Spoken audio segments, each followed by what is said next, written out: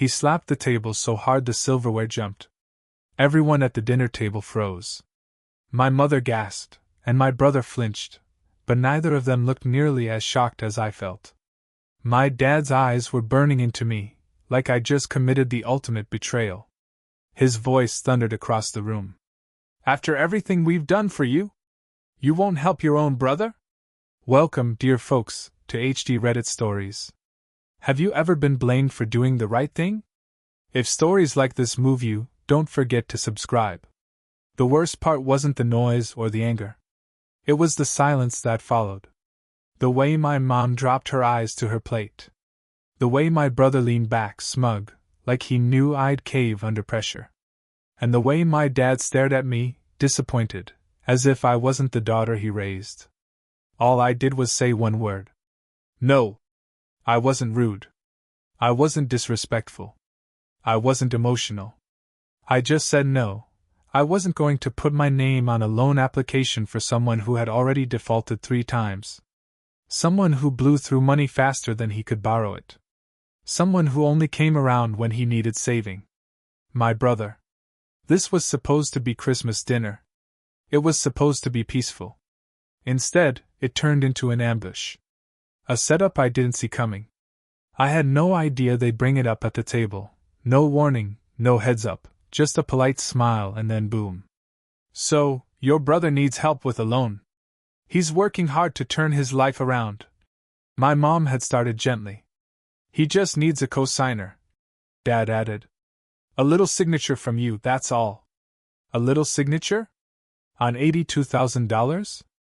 I could already feel the trap closing around me. And when I calmly declined, that's when the slap came. What they didn't know was this: I had already done the math. I had looked at his credit history. I knew what would happen to my own credit score if he failed again, which, let's be honest, he would. And I knew something else they clearly forgot. I wasn't 17 anymore. So no. I wasn't going to be their backup plan. And that's when I realized they didn't just want my help. They expected my sacrifice. I didn't say a word after my dad's outburst. I just excused myself from the table, took my plate, and walked to the kitchen. My hands were shaking. My chest was tight.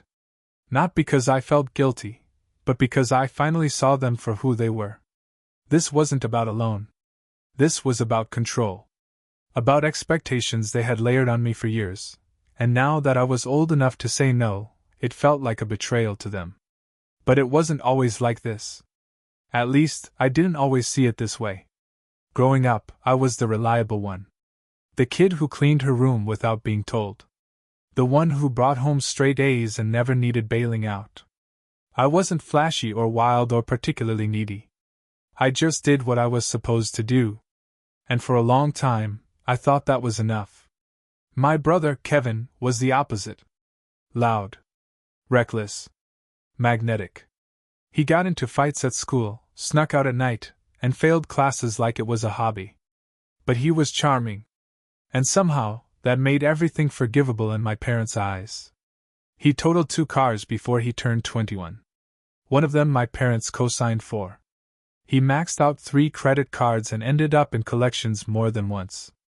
And every single time, they bailed him out, financially, emotionally, legally. They'd tell me things like, "He's still figuring it out." Or, "Not everyone has your sense of responsibility."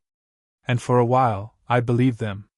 I thought maybe I was just naturally better at keeping it together. But that Christmas dinner changed everything. It wasn't just the slap on the table. It was the way they looked at me.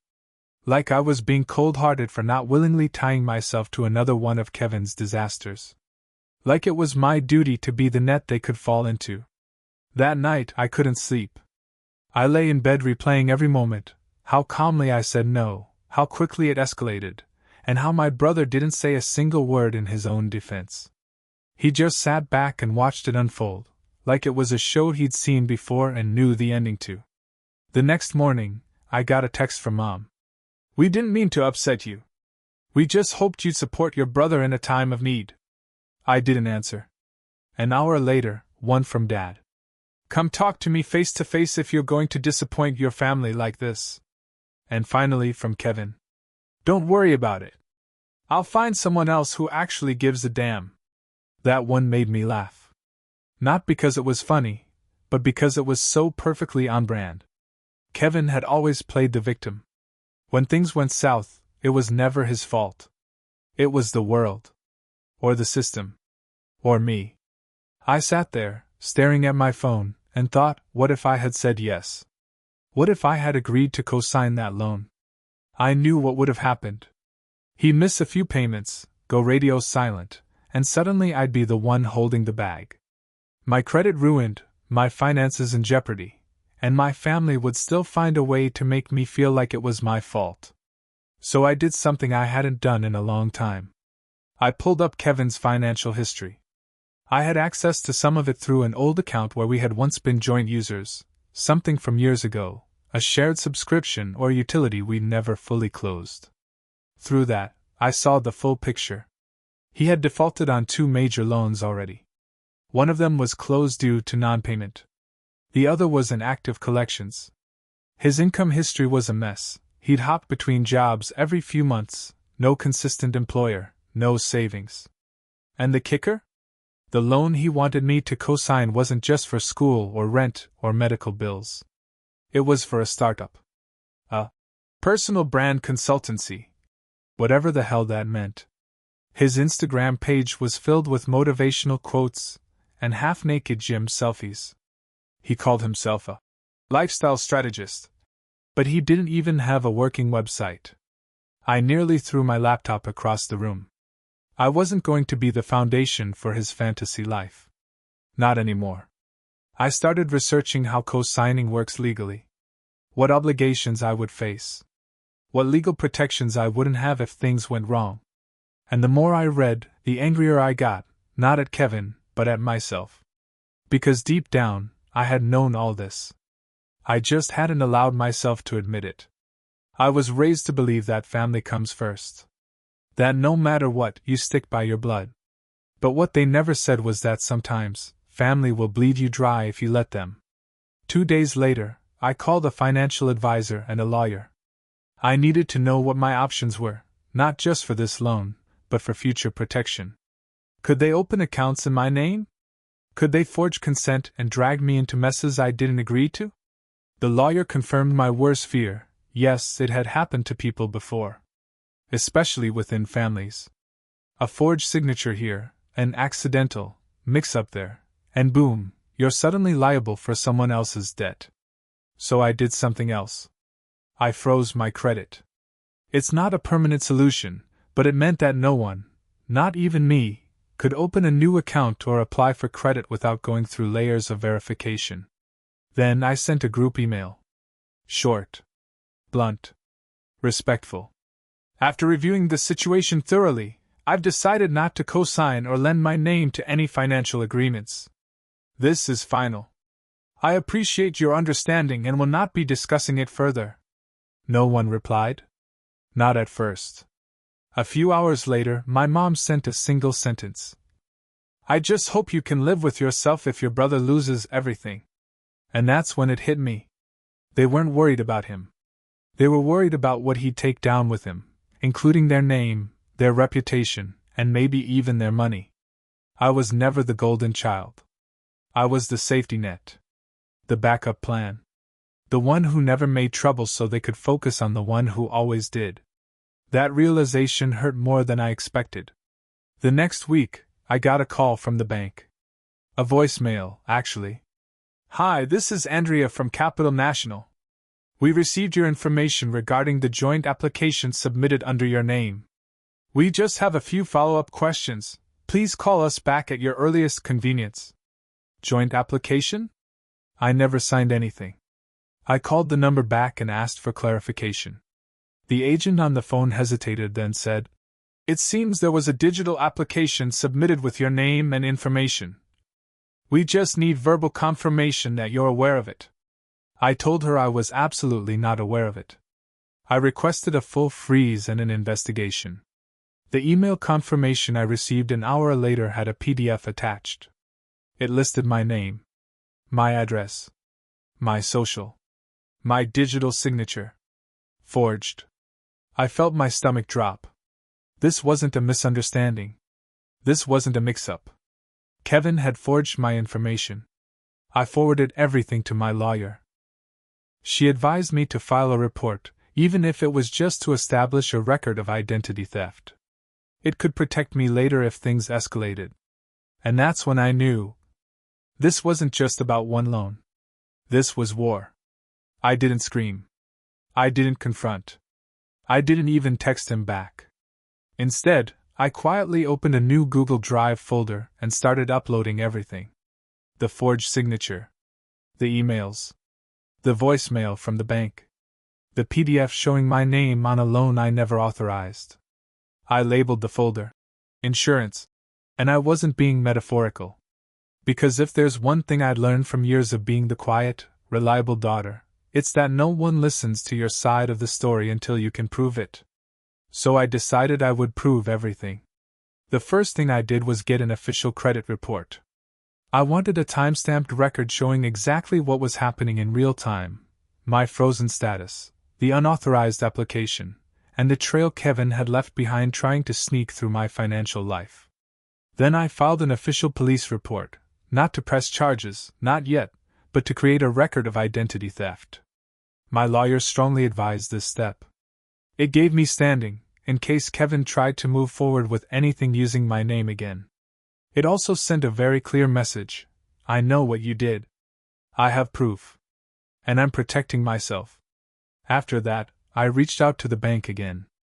I requested a written acknowledgement that the application was under investigation, and that I had officially disputed it. They complied. I added that to the folder. Everything went into that folder: screen recordings, timestamps, even the original Christmas dinner email chain, where my parents first brought up the loan. I wasn't taking any chances. And then I went silent. No replies to texts. No family dinners. No check-ins. No explanations. I knew exactly what would happen next. They would panic. Then guilt trip. Then spin the story to make me look like the unreasonable one. And that's exactly what they did. A week later, my aunt texted me out of the blue. Your mom says you've cut everyone off. She's worried. Is everything okay? 2 days later, I got a call from my old high school friend whose mom was in the same church circle as my parents. Hey, weird question. Did something happen with your brother? Your mom mentioned something about a family financial dispute. And finally, my cousin sent a screenshot from Facebook. My mom had made a post. A vague, sugary sweet guilt bomb of a post. When you raise your kids to be strong, independent thinkers, don't be surprised when they turn those strengths against you. All we wanted was unity.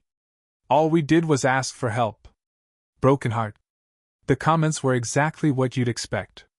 Sympathy. Assumptions. No one tagged me directly, of course, but they didn't have to. I scrolled in silence, heart pounding, not with sadness but with something colder. Clearer. They were going to burn me in public. So I built a firewall in private. That's when I made a decision. If they wanted to make this public, I'd make sure the truth could be public too, on my terms. I didn't start a fight. I didn't go on Facebook. Instead, I contacted the bank one final time and requested a written confirmation of identity theft investigation, along with an internal review summary. I wanted language that made it undeniable that the loan application was fraudulent. When I received it, I sent a simple email to my family's group thread. No anger. No drama. Just facts. Asterisk. Hello all. Attached is a formal investigation summary from Capital National, confirming a forged loan application in my name. I have filed an identity theft report with the local police department, and my credit accounts have been secured. This situation has deeply affected my trust in our family. Until further notice, I will not be engaging in financial discussions with anyone. Please respect this boundary. My name. Asterisk. The silence after that was louder than any table slap. But then came the most unexpected twist of all. My dad called.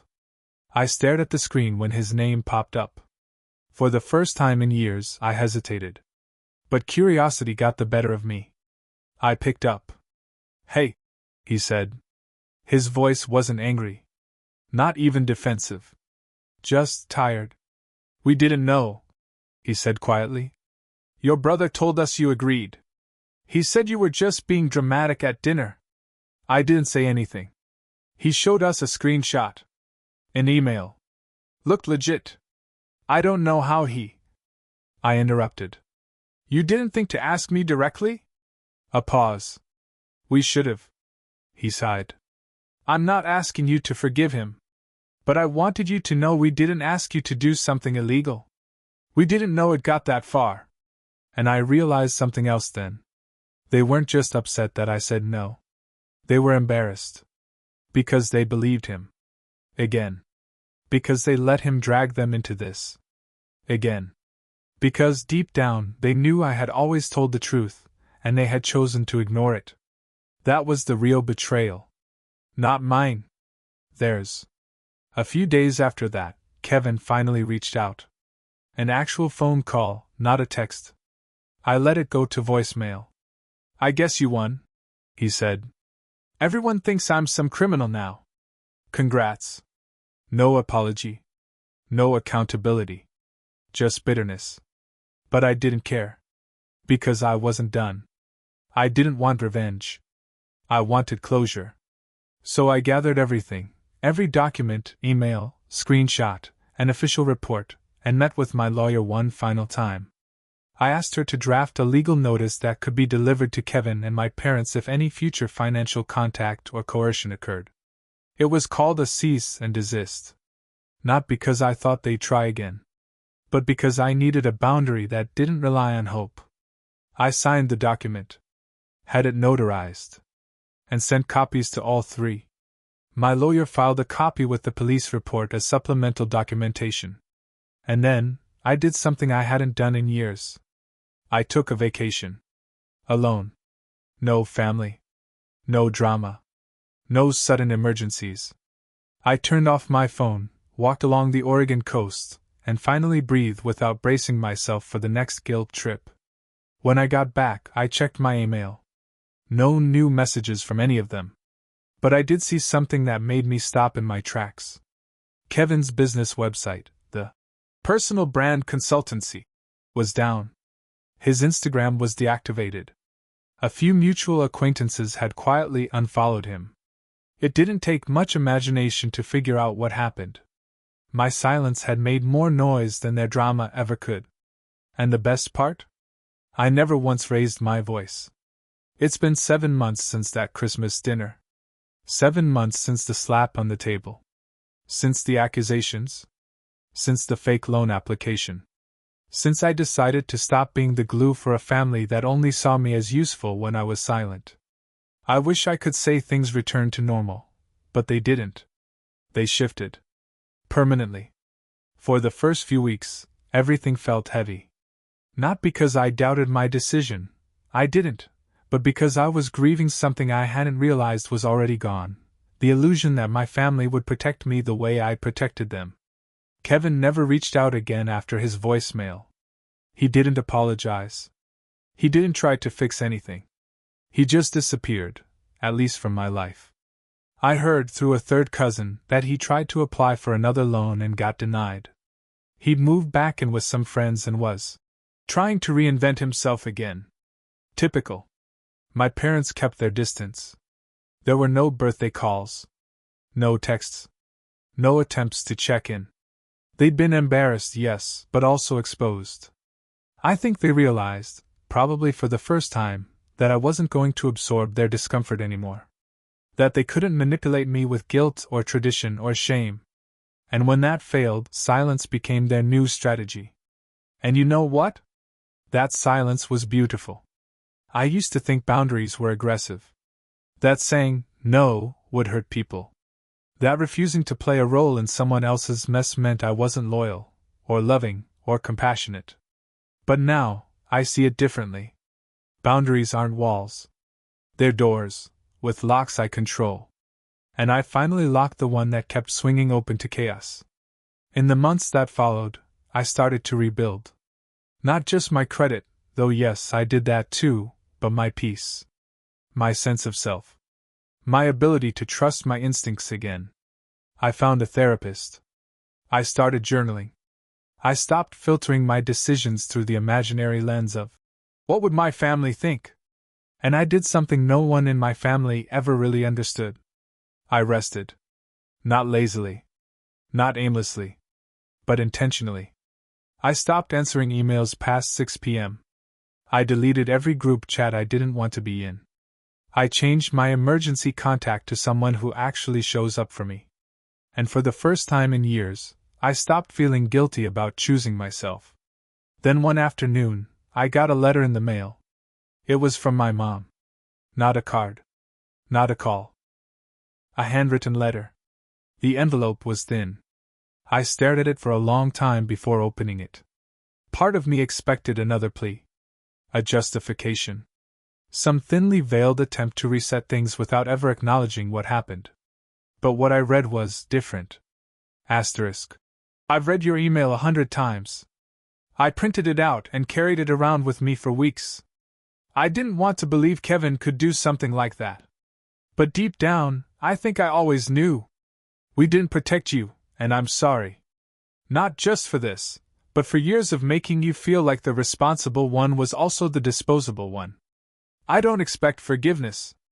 I just wanted you to know, I see it now. Asterisk. There was no signature. Just, Mom. I didn't cry. I didn't rush to reply. I folded the letter and put it in a drawer. Maybe someday I'll respond. Maybe I won't. Because healing isn't about going backward. It's about standing still long enough to see where you really are, and then choosing, consciously, where to step next. As for Kevin, I don't think he'll ever apologize. People like him rarely do. They live in a world where consequences are always someone else's fault. But that's not my world anymore. These days, when people ask about my family, I don't lie. I don't sugarcoat. I just say, we're not close. I wish them well, but I'm protecting my peace. Sometimes they nod in understanding. Sometimes they ask more. And sometimes I can see it in their eyes. They're still trapped in their own version of that story. Still carrying the weight of being the good one. To them I say, you don't owe anyone your peace. You don't owe anyone your silence. And you are allowed to walk away from people who keep breaking you just because you've always been the one who holds it all together. I didn't burn the bridge. I just stopped crossing it. And honestly, the view from here is better than I ever imagined. If there's one thing I've learned from everything that happened, it's this. Sometimes the people who love you the most also hurt you the deepest. And not always out of malice, sometimes out of habit, expectation, or denial. But damage is still damage, no matter how it's packaged. When you grow up being the responsible one, you're handed a quiet burden, the unspoken agreement that you will sacrifice, bend, and absorb so others can be loud, reckless, or careless. You're expected to keep things together. To smooth over messes. To never say, this is too much. But that's not love. That's imbalance. And imbalance, when left unchecked, becomes exploitation. For years, I thought love meant staying. Meant compromising. Meant saying yes when every cell in my body screamed no.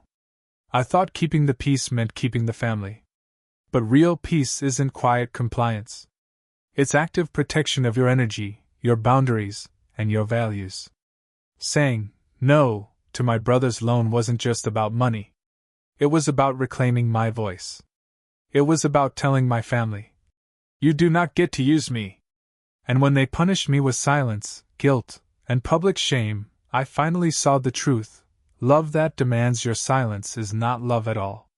It's fear dressed up as family. I learned that people will try to rewrite the narrative when you step out of their expectations.